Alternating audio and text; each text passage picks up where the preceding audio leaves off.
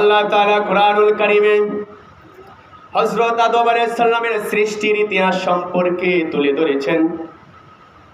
কুরআনুল কারীমে আমার আল্লাহ তাআলা সূরা বাকারায় প্রথম পারায় সূরা বাকারায় 2 নম্বর সূরা 30 নম্বর আয়াতে কারিমাতে আল্লাহ তাআলা বলেন, وَإِذْ قَالَ رَبُّكَ لِلْمَلَائِكَةِ إِنِّي جَاعِلٌ فِي الْأَرْضِ خَلِيفَةً। আল্লাহ পাক রব্বুল আলামিন বলেন, ইয়া রাসূলুল্লাহ, ইয়া হাবিবাল্লাহ, নবী গো আপনি স্মরণ করুন আদম আলাইহিস সালামের সৃষ্টির ইতিহাস। সুবহানাল্লাহ। একজন আরেকজনের সাথে যখন কথা বলে পূর্বের কোনো কথা যদি হয়ে থাকে তাকে বলা হয় স্মরণ করো ওই দিনের কথা। এই ঘটনা প্রমাণ হয়ে গেল আদম আলাইহিস সালামের সৃষ্টির আগেও আমার নবী। কুরআনুল কারীমে আল্লাহ তাআলা যত জায়গায় বলেছেন ওয়াইজ, অর্থাৎ রাসূলের সাথে আল্লাহ তাআলা আলোচনা করতেছেন আর বলতেছেন স্মরণ করুন ওই দিনের কথা। কোন দিনের কথা? যেদিন আদম আলাইহিস সালামকে বানানো হয়েছে। আদম আলাইহিস সালামকে যেদিন বানানো হয়েছে ওই দিনের কথা নবী আপনি স্মরণ করুন। তাহলে বোঝা গেল আদম নবীকে যেদিন বানানো হইতেছিল ওই সময় আমার নবী ঘটনা দেখতেছিলেন। আমার নবী ওই ঘটনা জানেন বিদায় আমার আল্লাহ বলেছে, ইয়া রাসূলুল্লাহ, নবী গো আদম নবীর সৃষ্টির ইতিহাস ঘটনা আপনি স্মরণ করুন। ওয়াইজ ক্বালা রাব্বুকা, আল্লাহ তাআলা বললেন লিল মালাইকাতি, ফেরেশতাদেরকে ডাক দিয়া বললেন। আল্লাহ পাক রব্বুল আলামিন ফেরেশতাদের একটা মিটিং ডাকলেন, সম্মেলন ডাকলেন। ওই সম্মেলনের মধ্যে আল্লাহ তাআলা বলতেছেন, হে ফেরেশতারা, আমি পৃথিবীর জমিনে আদম সৃষ্টি করতে চাই। পৃথিবীর জমিনে আমি আল্লাহর প্রতিনিধি বানাইতে চাই। ফেরেশতাদের মিটিং এ আল্লাহ তাআলা এই সিদ্ধান্ত রাখলেন। ফেরেশতাদের কাছে আল্লাহ তাআলা জানতে চাইলেন, আল্লাহ তাআলা পরামর্শ নিলেন। এই আয়াতে কারিমা দ্বারা আমাদের একটা বুঝার কথা আমার আল্লাহ তাআলা এখানে জানিয়ে দিয়েছেন, হে পৃথিবীর মানুষ, আমি আল্লাহ মহান দয়ালু, মহান আল্লাহ পাক রব্বুল আলামিন। কোনো একটা কাজ করলে আমাকে কেউ ভুল ধরতে পারবে না। আমি হইলাম সর্বশক্তিমান মহান আল্লাহ। আমি যখন যা খুশি তাই করতে পারি। আমার কারো কাছে অনুমতি নেওয়ার দরকার নাই। আমি কারো কথা মতো চলি না, আমি আল্লাহ নিজের কথা মতো চলি। তারপরেও আমি ফেরেশতাদের কাছে পরামর্শ নিলাম। পরামর্শের ব্যাপারে আল্লাহর হাবিব পাক সাল্লাল্লাহু আলাইহি ওয়াসাল্লাম বলেছেন, আমার আল্লাহ পাক রব্বুল আলামিন কোনো কাজ করার আগে ফেরেশতাদের কাছে পরামর্শ নিয়েছেন। আল্লাহ পাক রব্বুল আলামিন যদি পরামর্শ নিতে পারেন, আমরাও মুসলমানেরা উম্মতে মুহাম্মাদি যখন কোনো কাজ করব পরামর্শ নিব। নিজের নিজে যতই বড় মনে করেন, যতই পণ্ডিত মনে করেন, একজন পরামর্শ যদি দেয় এই কাজের মধ্যে বরকত থাকে। আমার নবী সাল্লাল্লাহু আলাইহি সাল্লাম বলেন, তোমরা কোনো কাজ করার আগে পরামর্শ করো। পরামর্শ যারা করে তাদের কাছে আমার আল্লাহ তাআলা রহমতের ফেরেশতা পাঠিয়ে দেন। আল্লাহ তাআলা বরকত রহমত দান করে। পরামর্শ করার দরকার আছে না নাই? আমি কাউকে গণার টাইম নাই, পরামর্শ করি না, কিন্তু আমার আল্লাহ ফেরেশতাদের কাছে পরামর্শ করেছেন। আল্লাহ হইয়া যদি পরামর্শ করতে পারেন, আমরা মানুষ হইয়া একে অপরের কাছে কোনো কাজ করার আগে পরামর্শ করার দরকার আছে না নাই? আমার নবী বলেছেন পরামর্শ করো, সেটাতে রহমত নাজিল হবে। আল্লাহ তাআলা ফেরেশতাদের কাছে পরামর্শ জানতে চাইলেন, হে ফেরেশতারা, আমি পৃথিবীর জমিনে প্রতিনিধি পাঠাতে চাই। এবার ফেরেশতারা বলল, ক্বালু আতাজআলু ফিহা মান ইউফসিদু ফিহা ওয়া ইয়াসফিকুদ দিমা। ফেরেশতারা বলল, হে মহান মালিক আল্লাহ তাআলা, আপনি কি পৃথিবীতে এমন কাউকে পাঠাতে চান, এমন কাউকে বানাতে চান যারা দুনিয়ার জমিনে গিয়ে ফিতনা ফাসাদ বিপর্যয় ঘটাবে, রক্তপাত করবে, এমন মানুষ কি আপনি দুনিয়াতে পাঠাতে চান? এই কথাটা মুফাসসিরিনে কেরাম বলেছেন, ফেরেশতারা এই কথাটা কেন বলল? আল্লাহ তাআলা বললেন আমি মানুষ বানাতে চাই, পরামর্শ চাইলেন। ফেরেশতারা কেন এই কথাটা কেন বলল যে আপনি কি এমন একটা জাতি দুনিয়ার জমিনে পাঠাতে চান যারা মারামারি করবে, রক্তপাত করবে, ফিতনা ঘটাবে? কেন এই কথাটা বলল? মুফাসসিরিন কেরাম বলেছেন কারণ ফেরেশতারা জানে পূর্বে এই পৃথিবীর জমিনে জিন জাতি বসবাস করত। কারা? মানুষের আগে এই পৃথিবীতে কারা বসবাস করত? জিন জাতিরা বসবাস করত। তারা প্রায় 2000 বছর পৃথিবীতে রাজত্ব করেছে। আল্লাহর হুকুম মানতে যাইয়া পরিশেষে তারা আল্লাহর হুকুম মানতে পারে নাই। জিন জাতিরা দুনিয়ার জমিনে রক্তপাত ঘটিয়েছে, ঝগড়া ফাসাদ করেছে। আল্লাহ তাআলা পরিশেষে তাদেরকে ধ্বংস করে দিলেন, পাহাড়ে পর্বতে বনে জঙ্গলে পাঠিয়ে দিলেন, জমিন থেকে বিতাড়িত করে দিলেন। ফেরেশতারা তো এই ঘটনা দেখেছে, এই জন্য আল্লাহ তাআলা আর ফেরেশতারা এই কথা বললেন। পূর্বের জ্ঞান থেকে তারা বুঝে নিয়েছে, হে আল্লাহ, আপনি কি জমিনে আবার এমন কোন জাতি পাঠাতে চাচ্ছেন যারা মারামারি করবে, যারা রক্তপাত করবে? এই কথা বলার পর আল্লাহ নাহনু নুসাব্বিহু বিহামদিকা ওয়া নুকাদ্দিসু লাক, ফেরেশতারা বলেন ওয়া নাহনু, হে আল্লাহ তাআলা, আমরা তো ওয়া নুসাব্বিহু, আপনার জন্য তাসবিহ তাহলিল করি, বিহামদিকা, আপনার জন্য প্রশংসা করি, ওয়া নুকাদ্দিসু লাকা, আপনার জন্য গুণ কীর্তন করি। আর কি দরকার? মানুষ বানাবেন কেন বানাবেন? আপনার ইবাদতের জন্য। আমরা তো আপনার ইবাদত করি, আপনার তাসবিহ তাহলিল করি, আপনার জিকির আজকার করি, আপনার প্রশংসা করি। আপনার ইবাদত বন্দেগীর জন্য তো আমরাই যথেষ্ট, আমরাই তো ইবাদত বন্দেগী করতে পারি। তাহলে আপনি কি মুফাসসিরিন কেরাম এখানে আরেকটা কথা অ্যাড করেছেন। ফেরেশতারা ওই দিন ভাবলো, আয় হায়, আল্লাহ যে নতুন করে জাতি বানাবেন, জিন জাতিদেরকে তাড়াইয়া দিয়েছেন, নতুন করে জাতি বানাবেন, এখানে কি আরো কোনো রহস্য আছে কিনা? জিন জাতিদের প্রতি রাগ, এজন্য আল্লাহ তাআলা জিন জাতিকে বাদ। আমরাও কি এমন অন্যায় করে ফেলেছি কিনা? আল্লাহ তাআলা আমাদের প্রতি রাগ করেছেন কিনা? নতুন করে জাতি বানাবেন, এই কথাটা কেন ভাবলেন? ফেরেশতারা বলেন, হে আল্লাহ, আমরাই তো আপনার ইবাদত বন্দেগী করি, আমাদের ইবাদতে কি কোনো ত্রুটি হয়েছে? আমাদের ইবাদতে কোনো ভুল হয়েছে? আমরা কি আপনার ইবাদত করতে যাইয়া কোনো কথা মানতে যাই কমতি করছি, অবহেলা করছি? আপনি কেন বানাবেন? ফেরেশতারা মনে কষ্ট পাইল, বুঝতে পেরেছে, আই হায়, আমরা মনে হয় এই কাজের মধ্যে কোনো ঘাটতি করে ফেলেছি, এই জন্য আল্লাহ তাআলা নতুন জাতি বানাতে চাচ্ছেন। ফেরেশতারা স্মরণ করে দিল, হে আল্লাহ পাক রব্বুল আলামিন, আমরাই তো আপনার জন্য আছি, তাহলে আবার কেন বানাবেন? আমরা কি কোনো ভুল করেছি? আল্লাহ তাআলা বললেন, ক্বালা ইন্নী আ'লামু মা লা তা'লামুন, হে ফেরেশতারা, নিশ্চয় আমি আল্লাহ তাআলা যা জানি তোমরা তা জানো না। আল্লাহ পাক রব্বুল আলামিন এবার মানুষ বানানোর জন্য, হযরত আদম আলাইহিস সালামকে বানানোর জন্য সিদ্ধান্ত নেওয়ার পরে আল্লাহ তাআলা ফেরেশতাদেরকে যখন বললেন যে আমি যা জানি তোমরা তা জানো না, সবচেয়ে জ্ঞানী হবে, বুঝবান হবে আমার ওই মনোনীত ফেরেশতারা চেয়েও আমার সেই আকাঙ্ক্ষিত বান্দা আদম হবে সবচেয়ে মহাজ্ঞানী।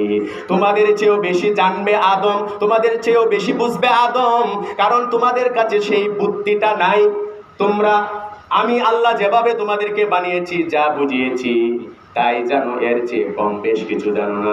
তোমাদের কাছে আমি আল্লাহ তাআলা সেই অভিজ্ঞতা দেই নাই, অন্যায় করার জন্য তোমাদেরকে আমি বানাই নাই, শুধু নেক কাজ করার জন্যই বানিয়েছি। তোমাদেরকে অন্যায় করার মতো যে জিনিসটা আছে, সেই জিনিসটা তোমাদের ভিতরে আমি দেই নাই।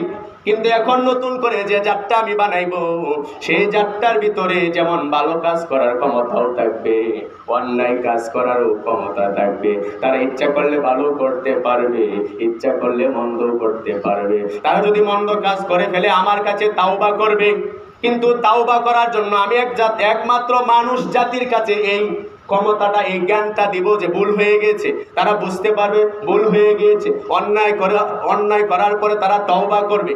একমাত্র মানুষ জাতি এই কথাটা বুঝে, কোনো পশু বুঝে না, কোনো প্রাণী বুঝে না, কোনো ফেরেশতারা বুঝে না, একমাত্র মানুষেরা বুঝে। কারণ আমি মানুষের অন্যায় করার পরে এটা যে অন্যায় হয়েছে সেটা বুঝার জ্ঞান দিয়েছি, আর পৃথিবী কোনো প্রাণীরে আমি এই জ্ঞান দেই নাই।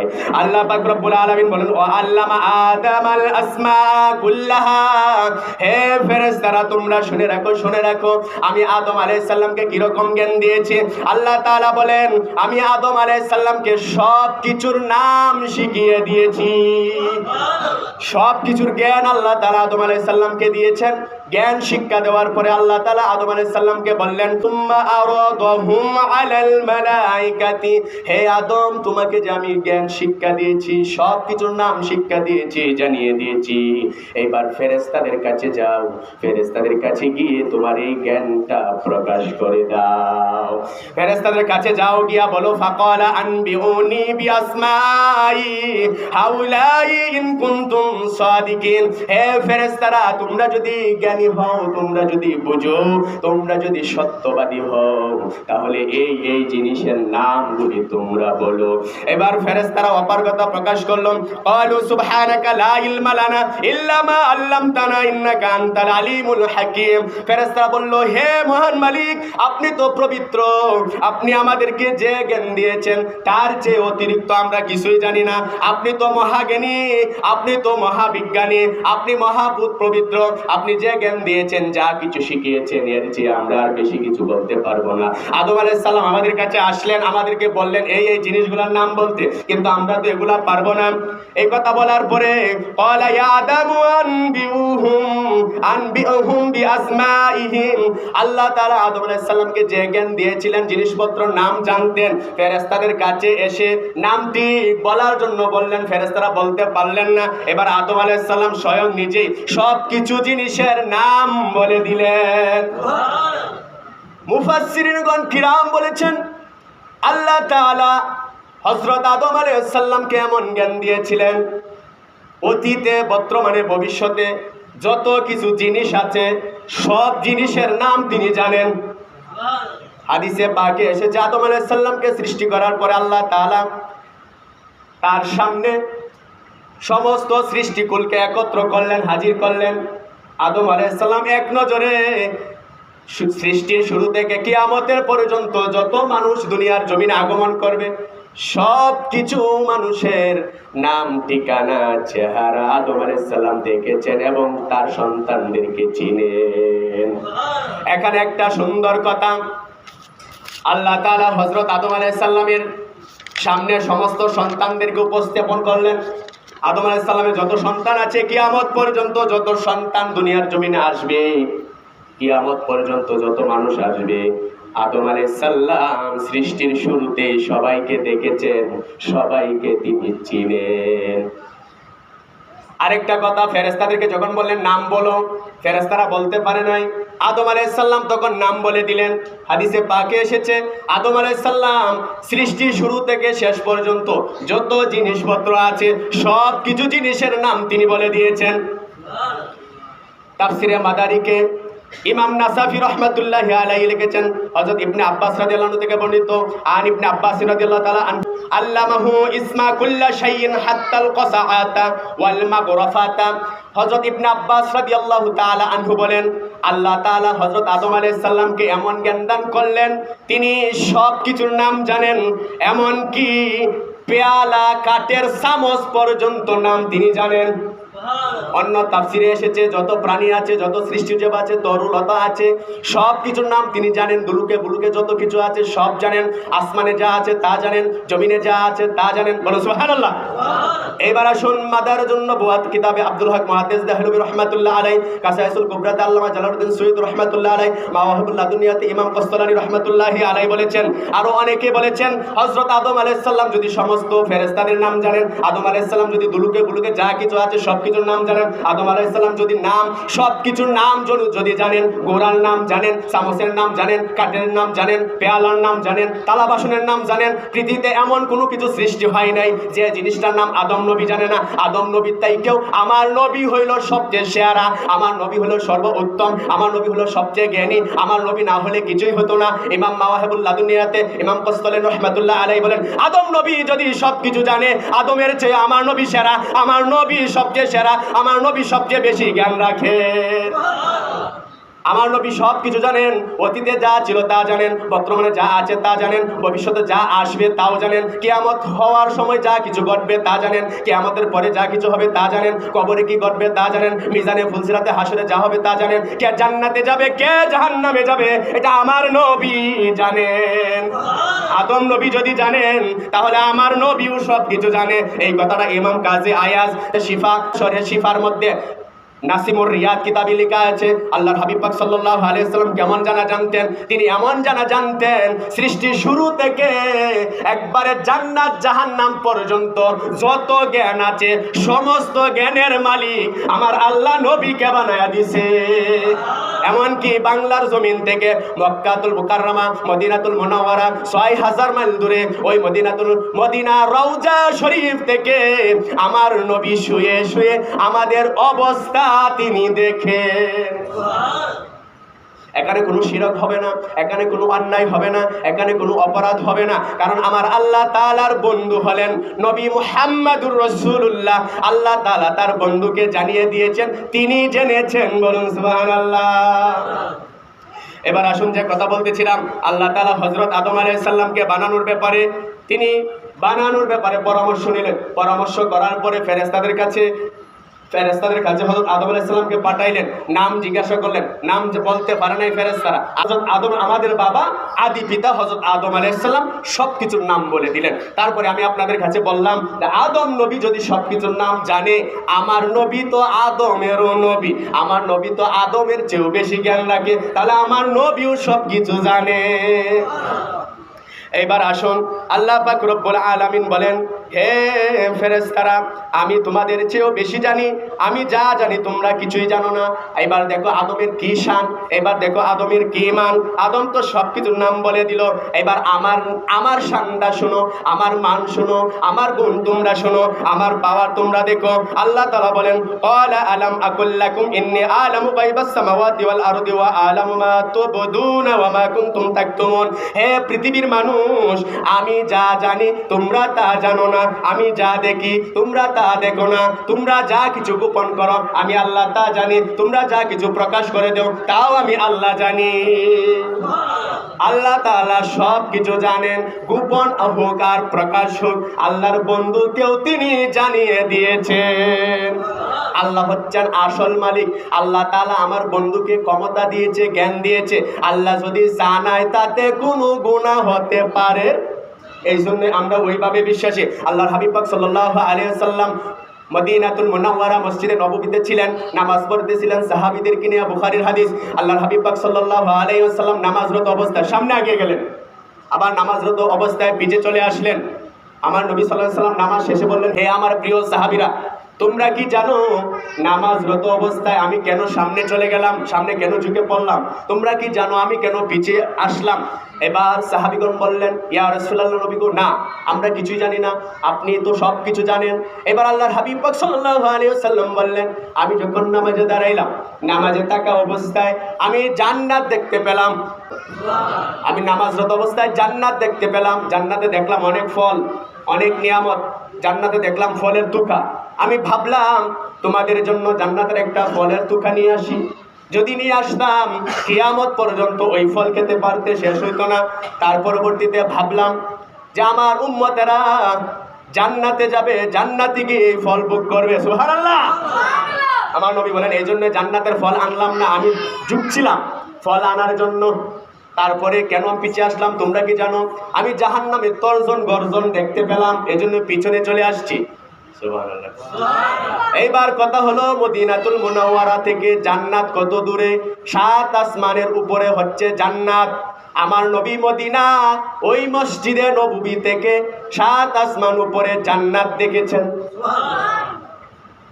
জান্নাত দূরে না বাংলাদেশ দূরে? জান্নাত দূরে নাকি বাংলাদেশ দূরে?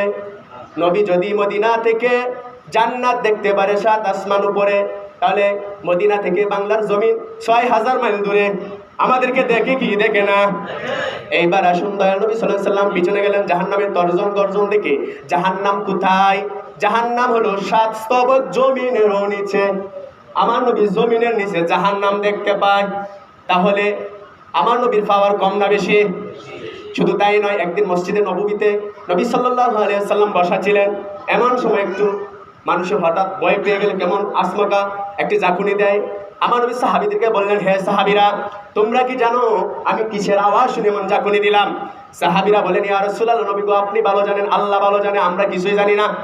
আমার নবী বলেন, আজ থেকে হাজার হাজার বছর আগে একটা পাথর জাহান্নামে ঢিল দেওয়া হইল, সেটা যেতে যেতে যেতে যেতে আজ জাহান্নামের তলায় গিয়ে টেস খাইলো, আওয়াজ হইল। আমি মদিনায় নববী থেকে ওই আওয়াজ শুনতে পাই।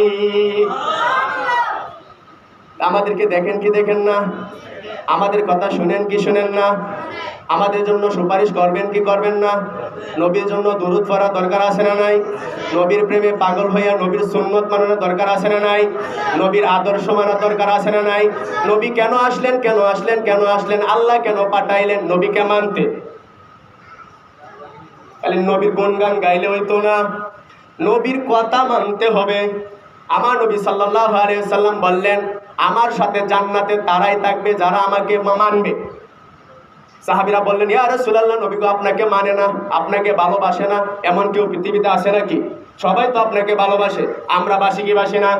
আমার নবী সাল্লাল্লাহু আলাইহি ওয়াসাল্লাম বলেন, ভালো তো তারাই বাসে। হাদিসে প্রমাণ, মান আহাব্বা সুন্নতি ফাকাদ আহাব্বানি, যে ব্যক্তি আমি নবীর সুন্নত মানবে সে তো আমি নবীরে ভালোবাসে। আর যারা আমি নবীর সুন্নত মানবে না, আমার আদর্শ মানবে না, আমার হুকুম মানবে না, আমার তরিকা মানবে না, তারা নামে মাত্র দাবিদার, আসলে তারা মুসলমানও না।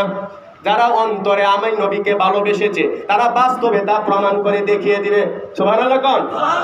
দুর্বল হইন না, দুর্বল হইন না। আদর্শ, শান্তি, রহমত, বরকত নবীর তরিকায়, নবীর তরিকায় ফিরে না আসলে কোনোদিন শান্তি পাওয়া যাবে না। এই রমজান মাসও ফজর নামাজ পড়ছিল। রমজান, শাওয়াল, জিলকদ, জিলহজ, মুহররম, সফর, রবিউল আউয়াল, আজকে 7 মাস হয়ে গেল, আজ পর্যন্ত ফজরের নামাজ পড়ে নাই। এমন মানুষ আছে না নাই? আছে না নাই? আছে না নাই? ফজর পড়ো না, জুহর পড়ো না, আসর পড়ো না, মাগরিব পড়ো না, এশা পড়ো না, একদিন না, 2 দিন না, 1 সপ্তাহ না, 1 মাস না, 30 বছর হয়ে গেছে, এখনো নামাজ ধরতে পারে নাই। আছে না নাই? আছে না নাই? বাবা রাগ করবেন না, রাগ করবেন না। নামাজের কথাটা কইলে আপনারা রাগ করেন। আল্লাহ তাআলা তার বন্ধুকে জানিয়ে দিলেন, আমাকে তো ভালোবাসে তারাই অপরাধ করার পরও যারা সেজদায় লুটিয়ে পড়ে। ভালো তো তারাই বাসে, যতই অপরাধ করুক, যতই ব্যস্ত থাকুক, দিন শেষে আমাকে জানায় যে মালিক, আমি চলতে ফিরতে যাইয়া অপরাধ করে ফেলেছি, সংসারের তাগিদে কাজকর্ম করতে যায় আমার ভুল হয়ে গিয়েছে, সারাদিন কোনো সুযোগ পাই নাই, রাত দিনে যত অপরাধ আছে, ভুল আছে, দিনে তো সুযোগ পাইলাম না, একটা সেজদা দিলাম, একটাই দিয়া দেখেন, 1 ওয়াক্ত নামাজি ফয়রা দেখেন, অভ্যাস করেন, অভ্যাস করেন, অভ্যাস করেন। বলুন, অভ্যাস করার দরকার আছে না নাই? অভ্যাস করার দরকার আছে না নাই? এই মুসলমান, যতই কষ্ট করেন, খাওয়াই কে? আমার ওয়াজের দিকে যাইতে পারলাম না, কারণ মনে বড় কষ্ট। কারে বুঝাই, কারে কই, কে শুনে, কি অবস্থা? বলুন, এতদিন পারি নাই, আজকাল থেকে শুরু হবে কি হবে না? দরকার আছে না নাই? শক্তি দিয়েছে কে? শ্বাস নেওয়ার ক্ষমতা দিয়েছে কে? চলাফেরার, কথা বলার বন্ধ করে দিলে কি হইব? দরকার আছে না নাই? মাঝে মধ্যে না সব সময়, মাঝে মধ্যে না সব সময়, মাঝে মধ্যে ফয়রা জান্নাতের দরজা খুললে লাইবা, পরে বের হয়ে যাইবা গা, আর লাগতো না, দরজা তো খোলাই, মইরে যাওয়ার পরে টাস করে সেলসেলা যাইবা গা। এমন এমন কুরআনুল কারীম আল্লাহ তাআলা বলেন, ওয়াবুদ রাব্বাকা হাত্তা ইয়াতিয়াকাল ইয়াকিন, মৃত্যুর আগ পর্যন্ত তোমার ইবাদতের চেষ্টা চালিয়ে যেতে হবে। সুবহানাল্লাহ বল। মৃত্যুর আগ পর্যন্ত তোমার সেই চেষ্টা চালিয়ে যেতে হবে। এইবার আল্লাহ তাআলা বলেন, আমি তোমার সব কিছু অবস্থা জানি, কি গোপন করো তাও জানি, কি প্রকাশ করো তাও জানি। তারপরে আল্লাহ তাআলা আদম আলাইহিস সালামের ব্যাপারে বলতেছেন, ওয়াইজ কুলনা লিল মালাইকাতি ইসজুদু লি আদামা ফাসাজাদু ইল্লা ইবলিস আবা ওয়াস্তাকবারা ওয়া কানা মিনাল কাফিরিন। আল্লাহ তাআলা আদম আলাইহিস সালামকে বানানোর পরে বললেন, হে ফেরেশতারা, তোমরা আদমকে সিজদা করো। আল্লাহ তাআলা বলেন, আদমকে সিজদা করো। সবাই সিজদা করলো, ইল্লা ইবলিস, ইবলিস সিজদা করলো না। আবা ওয়াস্তাকবারা, সে অহংকার করলো। কে অহংকার করলো? শয়তান। কে অহংকার করলো? শয়তান অহংকার করলো, ইবলিস অহংকার করলো। তাহলে অহংকার করে কে? ইবলিস। মুসলমান অহংকার করতে পারে না। তারপরে আল্লাহ তাআলা বললেন যারা সেজদা করলো না ওয়া কানা মিনাল কাফিরিন, তারা কাফের হয়ে গেল। বলুন আদমকে সেজদা করতে বলল আল্লাহ, সেজদা করছে ফেরেশতারা, সেজদা করে নাই কে? কে? ইবলিসে, শয়তানে সেজদা করে নাই। এবার শয়তান তো হাসবে যে আমি আদমকে সেজদা করতে আল্লাহ তাআলা বলছিল একটা, আমি সেজদা করি নাই দেখে আল্লাহ আমারে বানাইছে শয়তান। শয়তান মানে হইল আল্লাহ রহমত থেকে বঞ্চিত। এই পৃথিবীর মানুষ আমার তো হাসি পায়। কে কয়? কে কয়? শয়তান কয় আমার তো হাসি পায়, একটা সেজদা না দেওয়ার কারণে আমি হয়ে গেলাম শয়তান, আমি হয়ে গেলাম ইবলিস। তোরা যে মানুষ দিনে কয়টা সেজদা দেস না? 5 ওয়াক্ত নামাজে কয়টা সিজদা? 1 রাকাতে যদি হয় 2টা সেজদা, 2 রাকাতে যদি হয় 4টা সেজদা, 5 ওয়াক্ত নামাজে কতগুলা রাকাত আর কতগুলো সেজদা। আমি শয়তান, একটা সেজদা না দিয়া হয়ে গেলাম শয়তান। আর তোরা কত বড় নাফরমান, আমার তো বড় হাসি পায়। দৈনন্দিন জীবনে কত সেজদা তোরা দেস না, আমি শয়তানের চেয়েও বড় শয়তান তুই। নাউজুবিল্লাহ কর, নাউজুবিল্লাহ কর। এবার আপনারা যদি না বুঝেন আরেকটু বুঝায় কই, আল্লাহ তাআলা আদম আলাইহিস সালামকে বানানোর পরে বললেন সেজদা দাও। যারা সেজদা দিল তারা ভালো হয়ে গেল, আর যারা সেজদা দিল না তারা কি হয়ে গেল? ওয়া কানা মিনাল কাফিরিন, তারা কাফের হয়ে গেল। তাহলে শয়তান রহমত থেকে বঞ্চিত হইল এক সেজদা না দেওয়ার কারণে। আল্লাহর হুকুম মানে নাই একটা। কয়টা? একটা হুকুম মানে নাই। এক সেজদা দাও, এক সেজদা এক হুকুম। তাহলে প্রত্যেকটা সেজদা আল্লাহ তাআলা কুরআনুল কারীমে বলেন ওয়াসজুদু ওয়ারকাউ, তোমরা রুকু করো, সেজদা করো। এগুলো আল্লাহর হুকুম, আল্লাহর আদেশ। যতটা নামাজে যতটা সেজদা ততটা আদেশ। এক আদেশ না মাইন্না শয়তান। কথা কন। দৈনন্দিন জীবনে কত সেজদা আমরা দেই নাই। হুশ ফিরে আসার দরকার আছে না নাই? আছে না নাই? এইবার আসুন, আল্লাহ তাআলা বললেন তারপরে যতদিন ইচ্ছা আল্লাহ তাআলা আদম আলাইহিস সালামকে বানায়া ওইভাবেই রেখে দিলেন। রেখে দেওয়ার পরে আল্লাহ তাআলা হযরত আদম আলাইহিস সালামকে একা একা রেখে দিলেন। এবার আদম আলাইহিস সালাম বললেন হে মহান মালিক, আমি একা একা, আমার যদি একজন সঙ্গিনী থাকতো খুব ভালো হতো। মাওয়াহিবুল লাদুনিয়া কিতাবে ইমাম কসলানী রাহমাতুল্লাহ আলাইহি বলেন আল্লাহ তাআলা হযরত আদম আলাইহিস সালামকে একাধারে একা একা অনেক দিন রেখে দিলেন। এইবার তার মন চাইলো আরেকজন যদি সঙ্গী হইতো তাহলে খুব ভালো হইতো। আল্লাহ তাআলা কুরআনুল কারীমে সূরা নিসাতে বলেন ইয়া আইয়ুহান নাসু তাকু রাব্বাকুমুল্লাযী খালাকাকুম মিন নাফসিন ওয়াহিদা ওয়া খালাকা মিনহা যাওজাহা ওয়া বাত্তা মিনহুমা রিজালান কাসীরা ওয়া নিসা। হে মানুষেরা, তোমরা আমি আল্লাহকে ভয় করো, যে আল্লাহ একজন মানুষ থেকে তার সঙ্গিনী হাওয়া আলাইহিস সালামকে বানাইলেন। সুবহানাল্লাহ কর। একজন সঙ্গিনী থেকে হাওয়া আলাইহিস সালামকে বানাইলো। কুরআনুল কারীমে আল্লাহ তাআলা 7 নম্বর সূরা আরাফের মধ্যে বলেন কেন আল্লাহ তাআলা তার সঙ্গিনী স্ত্রী কেন বানায়, স্বামীর জন্য স্ত্রী আল্লাহ তাআলা কেন বানাইলেন? হুয়াল্লাযী খালাকাকুম মিন নাফসিন ওয়াহিদাতিন ওয়া জাআলা মিনহা যাওজাহা লিয়াসকুনা ইলাইহা। আল্লাহ তাআলা মানুষের জন্য, স্বামীর জন্য স্ত্রী বানাইলেন যেন সে তার স্ত্রীর কাছে গিয়ে শান্তি পায়। আদম আলাইহিস সালামের শান্তির জন্য আল্লাহ তাআলা তার স্ত্রী হযরত আদম আলাইহিস সালামের স্ত্রী হাওয়া আলাইহিস সালামকে বানাইলেন। বেদায়ন নিহা কিতাবে আল্লামা সুদ্দী রহমাতুল্লাহ আলাইহি রিওয়ায়াত দিয়ে ইমাম ইবনে কাসির রহমাতুল্লাহ আলাইহি বলেন, ইমাম ইবনে কাসির রহমাতুল্লাহ আলাইহি বলেন আল্লাহর হাবিব পাক সাল্লাল্লাহু আলাইহি সাল্লাম বলেছেন যখন হযরত আদম আলাইহিস সালাম সঙ্গীহীন অবস্থায় ছিলেন, হযরত হাওয়া আলাইহিস সালামকে আল্লাহ তাআলা বানায়া তার পাশে রেখে দিলেন। সুবহানাল্লাহ। এবার ফেরেশতারা কয় একটু আগে তো দেখলাম সব কিছুর নাম জানে, এখন দেখি এইটা যে বানায়া রাখছে ঘুমায়া ছিল, এখন দেখি এটা নামটা পারে না।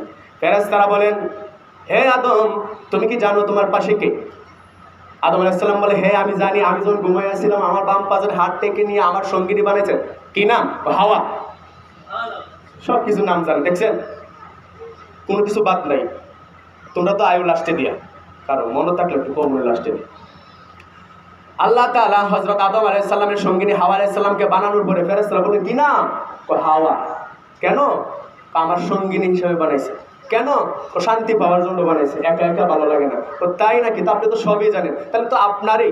তখন তিনি হাত বাড়ালেন, ফেরেশতারা বলেন না না, আপনার হইতে পারে, হাত বাড়ানো যাবে না, আগে জায়েজ কইরা নিতে হইব। মাওয়াহিবুল লাদুনিয়া কিতাবে ইমাম কসলানী রাহমাতুল্লাহ আলাইহি বলেন জায়েজ হিসাবে তোমার বিয়া করতে হইব, মোহর দিতে হইব। এবার আদম আলাইহিস সালামকে জানিয়ে দিলেন মোহর হলো আমার নবী সাল্লাল্লাহু আলাইহি সাল্লামের দুরূদ। সুবহানাল্লাহ। হযরত আদম আলাইহিস সালাম বিয়া করবে হাওয়া আলাইহিস সালামকে মোহর হিসাবে কি? আশেকে রাসূলেরা সবাই বলো কি? আমার বাপ, আমার মা আদম এবং হাওয়ার বিয়া হইছে আমার নবীর দুরূদে। তাহলে আমার নবী কি আজকার? সাহাবীরা জিজ্ঞাসা করলেন, ইয়া রাসূলুল্লাহ সাল্লাল্লাহু আলাইহি ওয়াসাল্লাম, আপনি কবে থেকে নবী? কুনতু নাবিয়্যা ওয়া আদমু বাইনাল মাই ওয়া তিন, তিরমিজি শরীফের হাদিস। আল্লাহর হাবিব পাক সাল্লাল্লাহু আলাইহি ওয়াসাল্লাম বলেন, আমি তখন থেকে নবী। আদম আলাইহিস সালামকে আল্লাহ তাআলা যখনও বানাই নাই, মাটির মধ্যে এখনো গড়াগড়ি করতেছে, ওই সময় আমি নবী। আল্লাহ তাআলা এবার হাওয়া আলাইহিস সালামকে তার সঙ্গী হিসাবে বানিয়ে দিলেন। কুরআনুল কারীমে সূরা বাকারা 35 নম্বর আয়াত আল্লাহ তাআলা বলেন, ওয়াকুলনা ইয়া আদম উসকুন আনতা ওয়া যাওজাকাল জান্নাহ, হে আদম এবার তোমার স্ত্রী নিয়ে জান্নাতের মধ্যে বসবাস করো। তারপরে বলেন, ওয়াকুলা মিনহা রাগাদান হাইসু শি'তুমা, তোমরা যা চাও, যা করতে মন চায় তাই করো, যা খেতে মন চায় তাই খাও, যেটাই মন চায় যেতে সেটাই যাও। ওয়ালা তাকরাবা হাযিহিশ শাজারাতা, কিন্তু ওই যে দেখা যায় গাছটা, ওই গাছটার দ্বারের কাছে তোমরা যাও না। ফাতাকুনা মিনাজ জালিমিন, যদি গাছটার কাছে যাও তাহলে তোমরা জুলুমকারী হয়ে যাইবা, জালেম হয়ে যাইবা, গাছটার দ্বারের কাছে যাইও না। ফাআযাল্লাহুমা শাইতানু আনহা, এবার হাওয়া আলাইহিস সালামকে, আদম আলাইহিস সালামকে শয়তান উস্কানি দিল, পদস্খলন ঘটালো, জান্নাত থেকে বের করে দেওয়ার জন্য তারা চেষ্টা করলো, অনেক রকমের ধোঁকা দিল, ওই ফল খাওয়ানোর জন্য বলল, বিভিন্ন রকমের উস্কানি দিয়া ফাআখরাজাহুমা মিম্মা কানা ফীহিম, যখন তাদেরকে জান্নাতে ওই গন্ধম ফল খাওয়ায় ফেললো, আল্লাহ তাআলা বললেন, যেখানে ছিলে সেখান থেকে এবার তোমরা আলাদা হয়ে যাও, জান্নাত থেকে বের হয়ে যাও। তোমাদেরকে বলা হইলো ওই গাছের কাছে যাও না, ওই গাছের ফল খেও না, তোমরা ফল খেয়ে ফেলেছো, আর এখানে থাকা যাবে না। ওয়াকুলনা হাবিতু বাদুকুম লিবাদিন আদুন, এবার তোমরা একে অপরের শত্রু হয়ে গেলে। শয়তান তোমাদের প্রকাশ্য দুশমন, তোমাদের প্রকাশ্য শত্রু, ঠিক না ঠিক? কোরআনুল কারীমে আছে, ইন্নাহু লাকুম আদুউম মুবিন, নিশ্চয়ই শয়তান তোমাদের প্রকাশ্য দুশমন। এখন আমরা ওই শয়তানটারে আপন বানায় নিছি, কথা কোন ঠিক না ঠিক? ওইটারে দূর করতে হবে। বাবা আদম এবং হাওয়া আলাইহিস সালামকে জান্নাত থেকে বের করে দিয়েছে ওই শয়তান, আমাদের সাথেও এখনো আছে না নাই? ধোঁকা দেয় কি দেয় না? আমরা তার কথা মানি কি মানি না? আপনারা ভালো জানেন, ওয়ালাকুম ফিল আরদি মুস্তাকাররুন ওয়া মাতাউন ইলা হিন, এবার যাও, তোমাদের জন্য জমিনে স্থান রাখা হইলো, পৃথিবীতে তোমরা নির্দিষ্ট একটা সময়ে তোমরা বসবাস করবা, জীবিকা দেওয়া হইলো, এখানে গিয়ে তোমরা কাজকর্ম করবা, খাইবা। জান্নাতে যে এতদিন সামনে আইতো আর খাইতা, ঘুরতা আর খাইতা, আনন্দ ফুর্তি করতা, ওইটা আর করা যাইব না। দুনিয়া যাও, কাম করো, তারপরে গাও। আল্লাহ তাআলা কুরআনুল কারীমে অন্য জায়গায় বলেন, মিনহা খালাকনাকুম ওয়া ফিহা নুইদুকুম ওয়া মিনহা নুখরিজুকুম তারাতান উখরা, তোমাদেরকে মাটি থেকে বানানো হয়েছে, আবার মাটিতে ফিরে যেতে হবে, আবার হাসরের ময়দানে ওই মাটি থেকে তোমাদেরকে ওঠানো হবে।